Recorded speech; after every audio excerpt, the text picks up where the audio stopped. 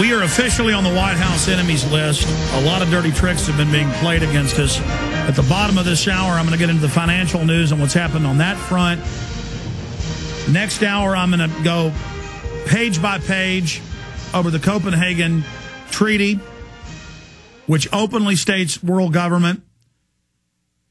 And I don't want to just get up here on air and make these announcements and then it's no big deal. This is huge. Everything is happening right now. The total end of U.S. sovereignty under treaty, no way out of it, foreign unelected boards in control of every facet of our lives. Wait till we go over this. Bill Sardi's our guest. Roger, finishing quickly in Missouri for people that just joined us. Everybody you knew in that group of Marines that were given this flu shot got arthritis and all these other health problems, and then they would have strange census takers, the same person, as you moved around the country, would show back up and wanted to know about how you were doing medically.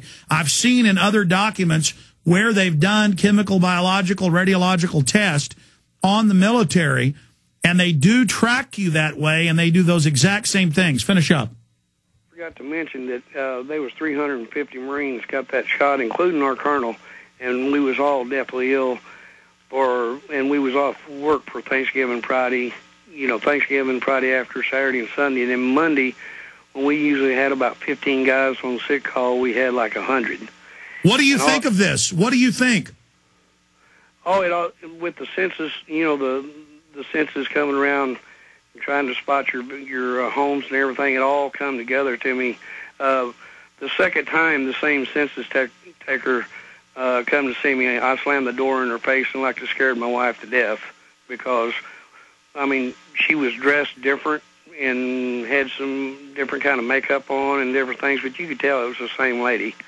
And but 2 weeks ago, I had a surgery in the VA hospital in St. Louis, and I think that they have certain people on staff that really, really push these flu shots. I had one nurse really give me a hard time because I've not had one since 1972. One was enough for me. But I was hooked up to an IV, and they had me so upset that I wouldn't let them put anything in my IV until they showed me the vial, and I read it, what they was... Well, we need to start behaving like you're doing. God bless you. Thank you. You know, Bill, that is the silver lining in the storm cloud, is they've hurt so many people that the public isn't buying anything they say or do. We need to see what's happening on our maps of the United States. And if you draw some maps right from the Centers for Disease Control, where is the whooping cough in the United States? Where is the hepatitis? Where is the tuberculosis in the lung? It's all on the southern border. Our poor immigrants bringing it unwittingly to this country, unscreened, the public health authorities allowing it to go on, and what's their answer? What's the cure? Why? Of course, vaccines. You see, they're letting it happen, and so they can build the vaccine trade. We need to see through this. We need public prevention, protection. We don't need more disease for more vaccines. That's their current policy. By the way, ever strike you funny that Japan will not allow our meat into their country? We have unclean food. We have E. coli in the beef, killed 2 people, according to today's headlines. We have in the chicken salmonella and campylobacter. In the milk, we have paratuberculosis.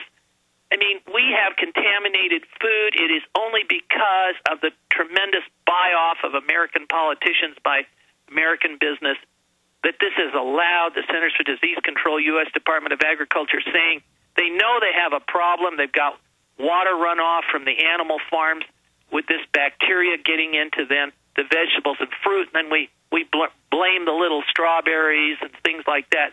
That's nonsense. So we've got to stop this. This is insane. We're just causing more disease for more vaccines. This is not the way to have a public health policy to prevent disease. I agree with you. Let's talk to Matt in Ohio. Matt, you're on the air. Hi, I hope your guest, Bill, can help us out here. My wife and I have a 10-month-old child, and we've been concerned about just the regular shots. And so we went in to discuss these with her on the second round. So he has not had those full rounds.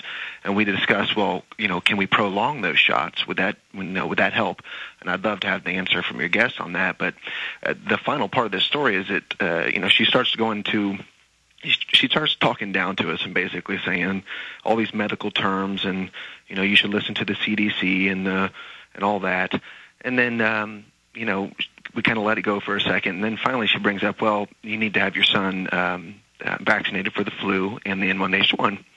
And we told her, well, no, we don't want to do that. And long story short, she said we should get another physician, another pediatrician. We have 30 to 40% of the pediatricians saying they will not see their patients any longer if they don't submit their children to the vaccines.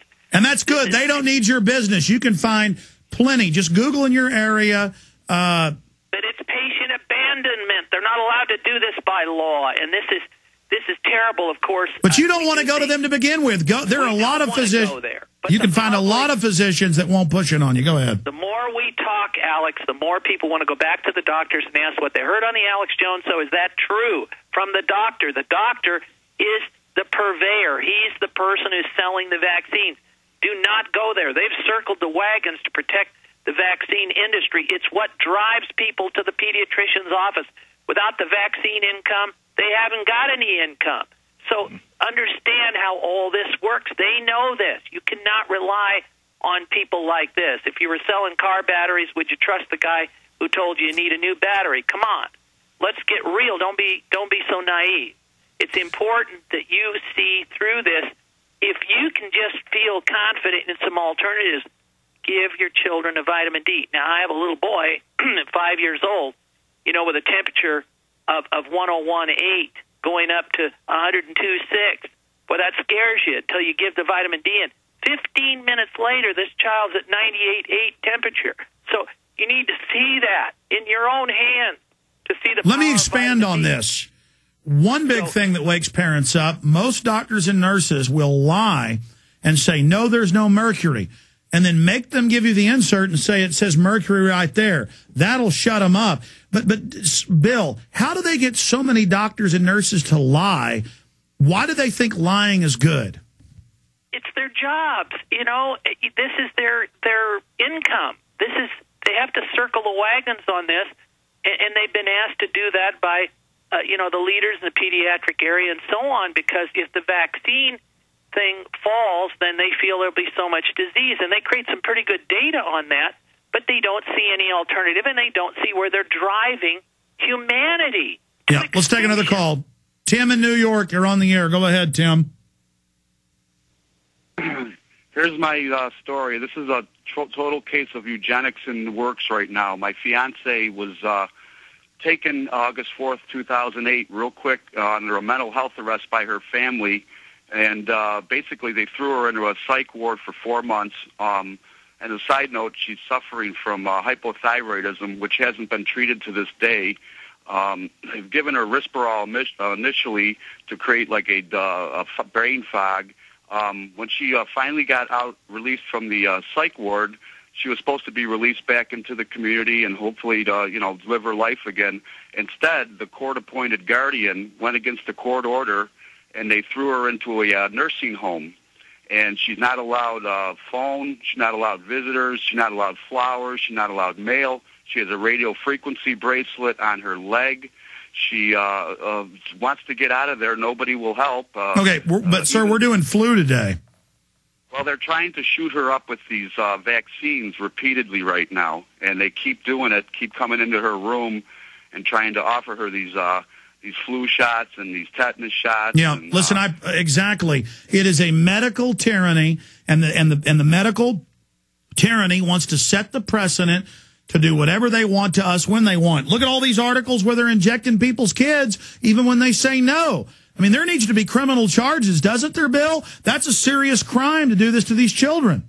Isn't it interesting how nature's cooperating with the flu vaccine agenda? I mean, you used to have a flu pandemic about every 30 years, 1958 and it went 77 and then so on. You see those dates there that they give you. Those dates all of a sudden got speeded up because 2001 to 2003 we had the H5N1, which killed 6 out of 10 people. but unfortunately it wasn't very transmissible. It didn't meet their agenda. All of a sudden, very shortly, we have the H1N1 pandemic strain. Nature is cooperating, or is it? Or are they manipulating nature? You need to ask. Flu viruses don't mutate like this. They fizzle out, by the way. If you see a real flu pandemic that keeps going, there's something else wrong. That's why we're calling into question the 1918 pandemic. Yeah, that's what the medical doctors explain. If you get a bad mutation, it quickly replicates into something harmless very, very quickly.